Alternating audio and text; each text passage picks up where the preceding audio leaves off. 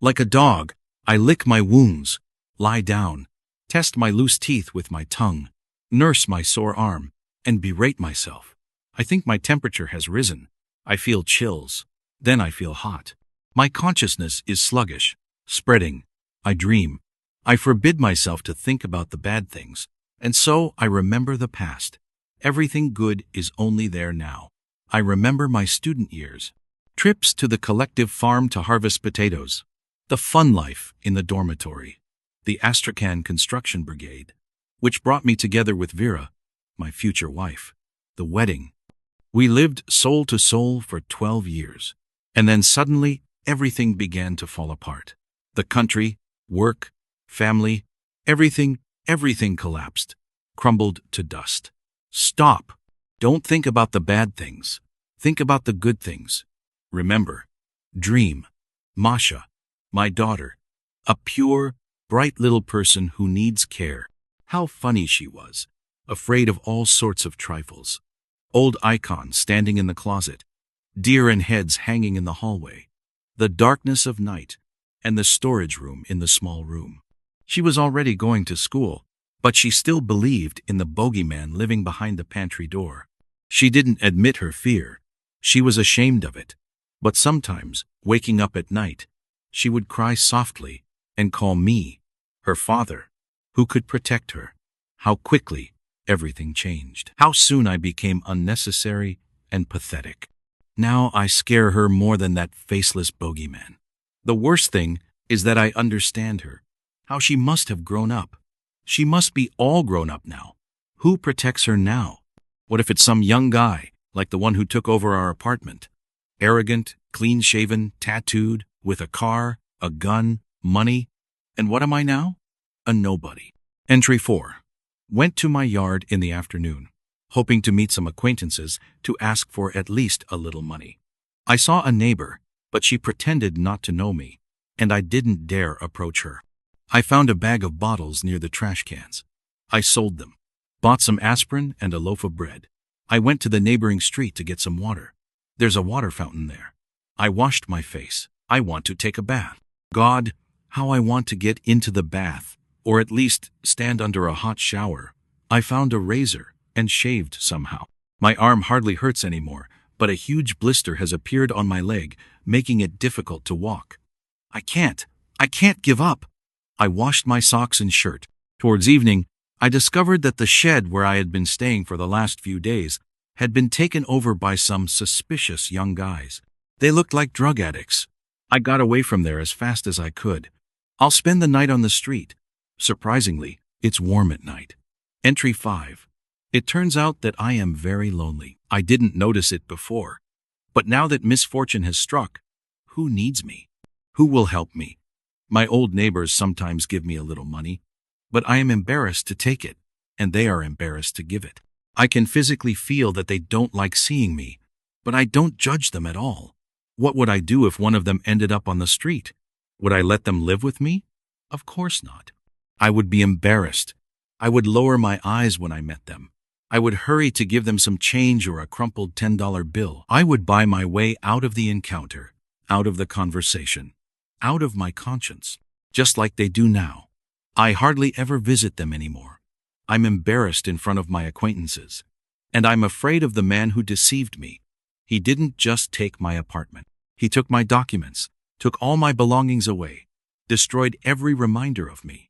And if I get in his way, he'll destroy me too.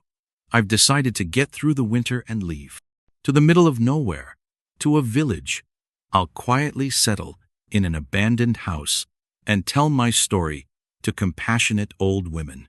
I'll ask for potatoes, onions, and chickens. I'll go mushroom picking and fish. It's foolish to start a new life at this age. But what else is there?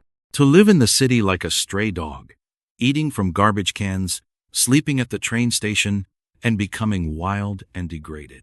Only now do I realize that I am still waiting for something, still hoping for something. That's why I try not to stray far from familiar places. How difficult it is to part with the past. I found a secluded spot in the bushes behind the heating main. I dragged 2 sheets of foam plastic from the construction site. Found a sheet of slate in the trash and a lot of cardboard boxes. From all this, I built a kind of hut. People walk 10 steps away, but they can't see me. Here, you can live as if in a den, but only until the cold weather comes. I'm thinking about what to do next. Entry number 6. I couldn't stand it anymore. I went into my building. I went up to my apartment. The door is different now. Armored. Unfamiliar. But the doorbell button is still the same. Mine. What's inside now? I'd like to see. I'd like to find my place. The only place where I was happy. That's what my apartment is. That's why I'm drawn here. I was startled by a noise behind the door. Strange. I knew for sure that no one was in the apartment. And yet I clearly heard a noise, as if someone, without particularly hiding, had approached the door from the other side, clicked the cover of the expensive peephole, and stared at me, snorting loudly. I was scared. Suddenly, I remembered Buka, whom my daughter was so afraid of. I almost saw him standing near the peephole, half a step away from me. Nonsense, of course. Nerves, imagination running wild, or, no, no, no! I ran away by some miracle, without falling on the road, breaking my legs, or cracking my head open. And again, in the darkness under the stairs, I thought I saw movement. And again, I heard a voice. Soon it will be ours. Ours. It was as if snakes were coiling there among the rusty prams. I never liked that dark place. Whenever I entered the stairwell, I hurried to get past it. There was a palpable sense of danger there, and robbers could be hiding there. Or something worse. What nonsense is getting into my head? Maybe I'm sick, probably. Almost certainly. I'm sick.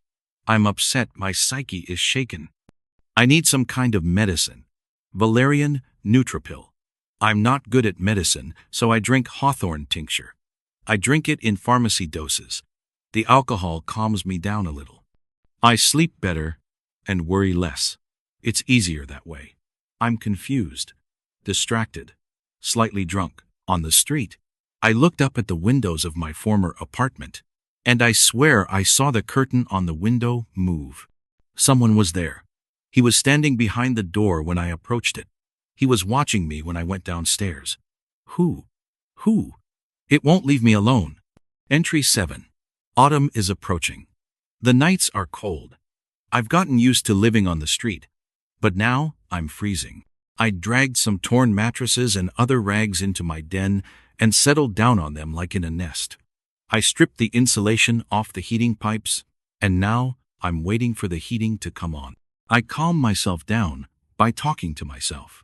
I tell myself it's a sin to complain. Yesterday at the train station, I saw a beggar sitting barefoot on the concrete platform. I approached him and asked where he lived.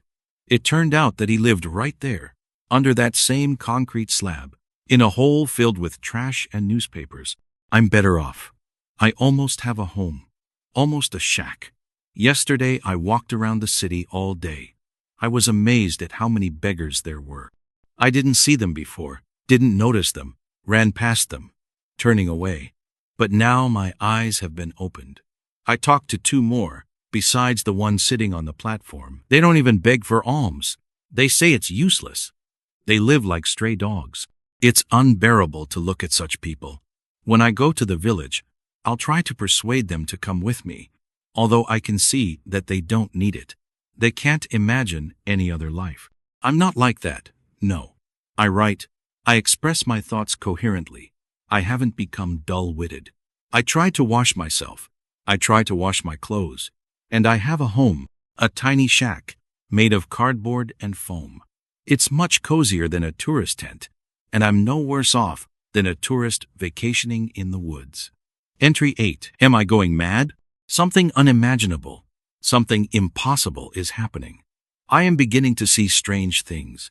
What used to be my life has now faded into the background, as if covered in a haze, blurred, faded. And through this hazy background, something completely unfamiliar, frightening, and terrifying is beginning to emerge.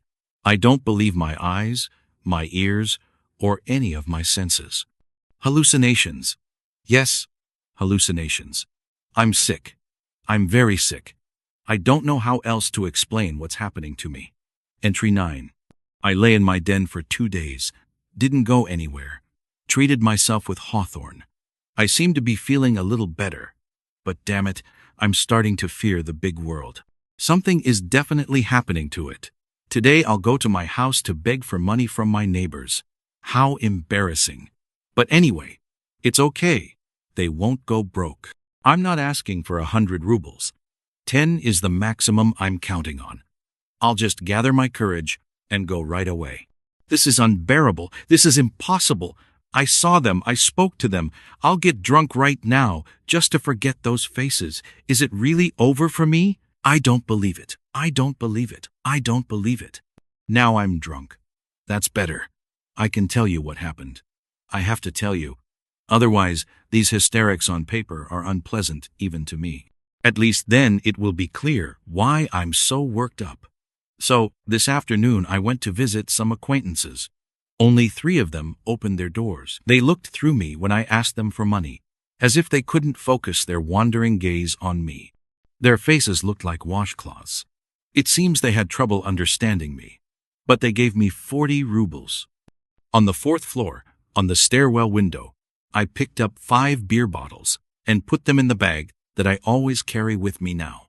I stood outside my apartment, feeling a burning desire to ring the doorbell. I knew the owner wasn't home, but I had a feeling that my ringing would make someone stir. Who? Someone like those who live under the stairs? Stop. I'm getting ahead of myself. I stood at the door and wandered downstairs. I ran into a neighbor from the 5th floor and said, "Hello." She behaved strangely. She shuddered, flinched, and hurried away. She almost ran down the stairs. And then I heard a song. "Get up, comrades. Everyone to their places. The last parade is coming." I decided it was an illusion. But as I went down, I suddenly realized that the song was coming from under the stairs, where I had already imagined movement more than once. And I looked there, behind the strollers and rusty sleds. There was more space there than I had always thought. A tiny light glowed in the deep darkness, and people sat around it. Well, no, not quite people. There were creatures sitting there that looked like ugly people. They were short, hunchbacked, and bow-legged. Their pale faces were swollen and resembled uneven lumps of dough. Some had hair like dirty tow, others like animal fur, and their clothes were completely ragged. Our proud Varangian does not surrender to the enemy. "Hello," said one of these creatures, turning to me. "Got any vodka?" "No," I replied automatically. "We will come back," it said. "Who are you?" I asked dazedly. "Can't you see we live here?" They really did live there, and it seemed they had been there for quite some time. What? How had I not noticed them before? Why aren't they being chased away? Why are they allowed to be here? All of this flashed through my mind in an instant. The next instant provided the answer. There's no one here. It's just my hallucination, and it doesn't live under the stairs, but in my sick brain.